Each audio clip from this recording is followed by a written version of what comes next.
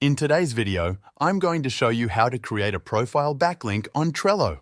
First, open your web browser and go to Trello.com. On the home page, click on Login in the upper right corner. You can log in with your Trello account email, or if you prefer, use your Google account for convenience. Once you're logged in, you'll land on your Trello dashboard.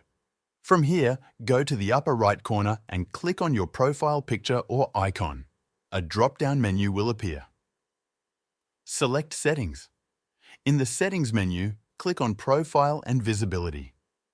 This is the section where you can edit what others see on your public profile, and it's exactly where you'll add your backlink. Now, in the Bio section, write a short introduction about yourself or your business. Then, add your website link. Make sure the link is complete and clickable, and double-check for typos.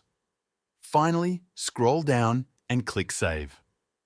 This step is very important to make sure your changes are applied and your backlink is active on your Trello profile. And that's it. You've successfully created a profile backlink on Trello. Thanks for watching.